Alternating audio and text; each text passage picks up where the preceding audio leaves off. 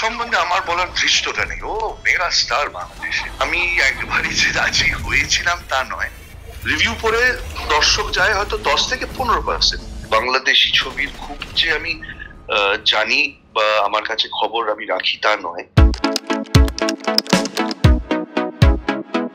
কাজের অভিজ্ঞতা তো একই রকম থাকে, মানে সে আমি বাংলা ছবি করি, হিন্দি ছবি করি, তেলেগু ছবি করি, যাই ছবি করি, অভিজ্ঞতা তো একই রকম থাকে।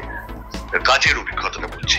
কিন্তু যেটা হয় হচ্ছে নতুন নতুন মানুষের সাথে যোগাযোগ হয়, নতুন নতুন পদ্ধতি শিখতে পারি কিভাবে কাজ হয়। আর আমার মানে অ্যাজ অ্যান অ্যাক্টর আমার মনে হয় প্রত্যেকটা মুহূর্তে আমি কিছু না কিছু শিখছি, সেটা কাজের ক্ষেত্রে হোক বা কাজের বাইরে হোক। মানে এটা আমার মানে কি বলবো, অ্যাক্টিং স্কুলে তো যাইনি কোনোদিন, তো অ্যাক্টিং স্কুলটাই আমার মনে হয় আমাদের জীবনে প্রত্যেকটা দিন অ্যাজ অ্যান অ্যাক্টর কিছু না কিছু শিখতেই থাকি। তো সেই ক্ষেত্রে তুমি যদি বলো হ্যাঁ এটাও আমার নতুন একটা অভিজ্ঞতা আবার হয়েছে। বাংলাদেশের ছবি বহু বছর আগে একবার করেছিলাম, মনের মাঝে তুমি। হ্যাঁ হ্যাঁ হ্যাঁ হ্যাঁ তো ওতে ইনফ্যাক্ট গেস্ট এপিয়ারেন্স করেছিলাম, তো তারপরে এই করলাম। তো definitely it was great working, no doubt about ইট।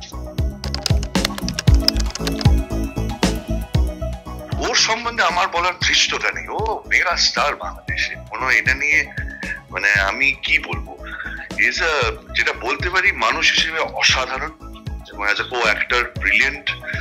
মানে আমার আর ওর যেটুকুনি আমরা কাজ একসাথে করেছি, মানে is a wonderful human being. সেটা আমার কাছে ওটা খুব ইম্পর্টেন্ট।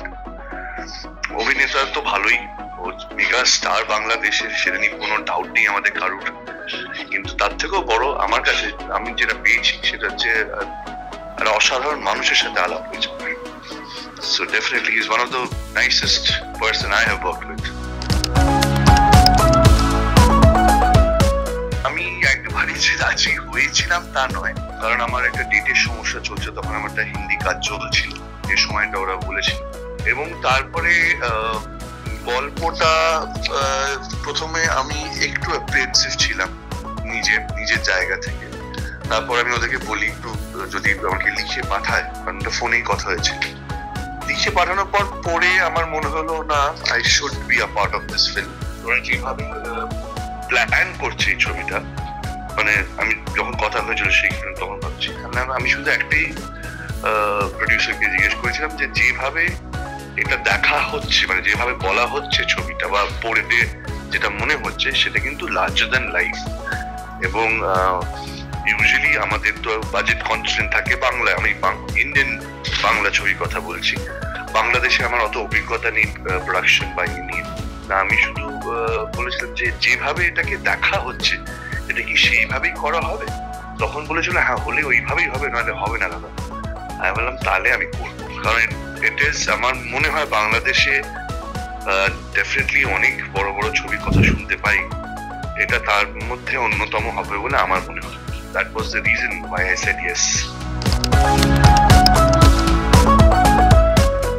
আমি 2008-এ ঋতুপর্ণ ঘোষের সাথে কাজ করি এবং তখন উনি আমাকে কাস্ট করেন এবং ওনার সাথে পরপর আমি প্রায় 5টা-6টা ছবি করি। 5টা ছবি করে একটা ছবিতে ওনার সাথে অভিনয় করেছিলাম, কৌশিক গঙ্গোপাধ্যায়ের ছবি ছিল। সেই সময় আমার চিন্তাটা ধারা একটু বদলে যায় এবং আমাকে ঋতুদা আমার মেন্টারই বলতে পারি, ঋতুপর্ণ ঘোষ। ওনার কাছে অনেক কিছু শিখেছি। উনি আজকে নেই, বাট উনি আমার মানে ফাদার ফিগারের মতন ছিলেন, উনি আমার মেন্টর ছিলেন। তো সেই জায়গায় দাঁড়িয়ে উনি আমাকে একটা প্রশ্ন করেছেন, আমার এখনো মনে আছে, ওটা বোধহয় খুব সম্ভবত 2009 বা 10 হবে। আমায় জিজ্ঞেস করেছিল তুই কি হিরো হতে চাস না তুই অভিনেতা হতে চাস। আমি খুব কনফিউজ ছিলাম, 2 দিন পর উত্তর দিয়েছিলাম। আমি বলেছিলাম আমি অভিনেতা হতে চাই যে হিরো হতে পারে, so that was my answer এবং দ্যাট চেঞ্জ মাই লাইফ। আমাকে বলেছিল আমি তোর কাছ থেকে এটা এক্সপেক্ট করেছিলাম এই উত্তরটা, কিন্তু আমার অভিনয় করতে ভালো লাগে, সেটা কোনো দ্বিমত নেই।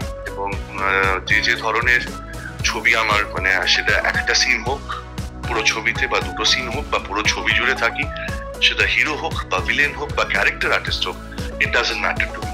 আমার কাছে ম্যাটার হচ্ছে যে যে চরিত্রটা আমি করছি সেই চরিত্রটা যদি গল্প থেকে সরিয়ে দেওয়া হয় তাহলে গল্পটা আর এগোবে না। আমার কাছে ওটা খুব সিম্পল, মানে আমি সেটা একটা সিনই হতে পারে, মানে সারা ছবিতে একটা 2 ঘন্টার ছবিতে এর একটা 5 মিনিটের সিন আছে এই ক্যারেক্টার যেটা আমি প্লে করছি, কিন্তু ওই 5 মিনিটের চরিত্রটা যদি ওই সিনেমার থেকে সরিয়ে দেওয়া হয় তাহলে সিনেমাটার মানে দাঁড়ায় না। আমি সেই চরিত্রগুলো করতে চাই এবং সেগুলোই আমি করে এসেছি তারপর থেকে। সেটা তারপর আমি কমার্শিয়াল ছবিও করেছি, 2-3টে বোধহয় করেছি, বেশি করিনি হয়তো। তারপর অনেক বছর পর খাদান করলাম, তারপর বরবাদ করলাম। তো হ্যাঁ, আমি সাউথে তেলেগুতে সবই কমার্শিয়াল ছবি করি, যেগুলো হয় প্রায় 14-15খানা ছবি হয়ে গেছে, মানে সেগুলো সবই কমার্শিয়াল, মোস্ট মানে একটা বাদ 2টো বাদ দিয়ে সবই কমার্শিয়াল ছবি। কোনোদিন না, আমি জীবনে ভাবিনি এসব। আমি তখনও কাজ করে গেছি, এখনো কাজ করে যাচ্ছি। মানুষ তো কথা বলবে, মানুষের মতো কথা বলবে, এবং আজকের যুগে দাঁড়িয়ে, সোশ্যাল মিডিয়ার যুগে দাঁড়িয়ে লোকের কাছে একটা গ্যাজেট রয়েছে যেখানে তারা তাদের যা মতামত, তাদের যা ইচ্ছে তারা সঙ্গে সঙ্গে লিখে দিতে পারে। কিন্তু আমি অবশ্য একটু আগের যুগেই বলবো, কারণ আমি যে সময় এসেছিলাম তখন সোশ্যাল মিডিয়া এতটা ছিল না, তখন সমাজ মাধ্যম মেনলি ছিল। বাট আমার কাছে এটা কোনোদিনই ম্যাটার করে, ম্যাটার করলে এতদূর আসতে পারতাম। আর আমি বিশ্বাস করি কাজ করে যাও এবং মন থেকে কাজ করো, এবং if you work from your heart and if you are talented, if you know what you are doing, আমার মনে হয় যে এর থেকে বড় আর কিছু হতে পারে না। কিছুই হয় না, দর্শক আলটিমেটলি ডিসাইড করে, তাদের দেখার ছবি তারা গিয়ে দেখে। হ্যাঁ, আমি কি বলবো না কি তারা রিভিউ পড়ে অনেক ইনফ্লুয়েন্স হয় না, নিশ্চয়ই হয়, কিন্তু তার শতাংশ কতটা হবে? 10% হবে। একটা যদি আমি 100% ধরি একটা ছবি, রিভিউ পড়ে দর্শক যায় হয়তো 10 থেকে 15%, 85 থেকে 90% লোক যায় ছবিটা দেখবে বলে, এবং তারাই ডিসাইড করে ছবিতে কি হবে। এরকম আমার জীবনে অনেক ঘটেছে যে ছবিটাকে রিভিউ দিয়েছে খুব খারাপ, খারাপ ছবি, এই ছবিটা আর একটু ভালো হতে পারতো, এটা খারাপ, ওটা খারাপ, সেটা খারাপ, এটা অনেক কিছু বলেছে। সে ছবি তো টাকা কামিয়ে প্রডিউসারের ঘরে টাকাও তুলে দিয়েছে, তাহলে সেটাকে কি বলবো? রিভিউ বলে লোকে কি ইয়ে হয়? বাট না, ডেফিনেটলি অনেকে ভালো রিভিউ লেখে, সেই ছবিও চলে না, সেটাও হয়েছে, সেটা হয়নি না কি। বাট আমার কাছে মনে হয় আলটিমেটলি দর্শক ডিসাইড করে যে কোন ছবি চলবে, কোন ছবি চলবে না। আমি জীবনে ভাবিনি, আমি আজকেও ভাবছি না যে আমি আগামী, এটুকুনি জানি যে যে কাজগুলো এখন আছে হাতে সেগুলো কমপ্লিট করতে। তাছাড়া আমি আজ অব্দি জীবনে প্ল্যানিং করি, মানে একটা কথা আছে না যে if you want to make God laugh, tell your plans. ভগবানকে হাসাতে গেলে তুমি তোমার প্ল্যানটা বলো।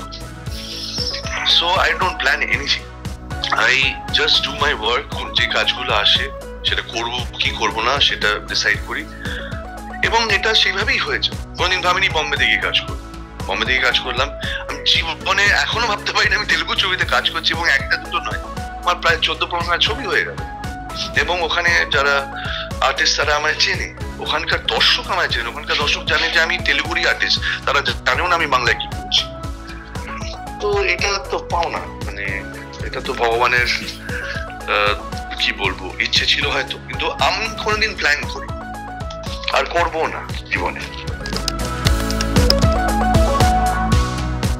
বাংলাদেশি ছবির খুব যে আমি জানি বা আমার কাছে খবর আমি রাখি তা নয়।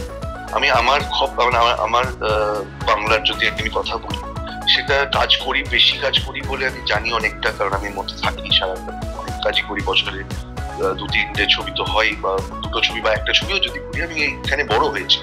সুতরাং এটা বলতে পারি যে আমরা যদি মানে ছবি, দর্শক এখনো ছবি দেখছে, নাহলে খাদান আজকে এই জায়গায় পৌঁছাতে পারত। ভালো কাজ করতে হবে আমাদের, আর আমাদের একসঙ্গে কাজ করতে হবে, এটা আমি বিশ্বাস করি।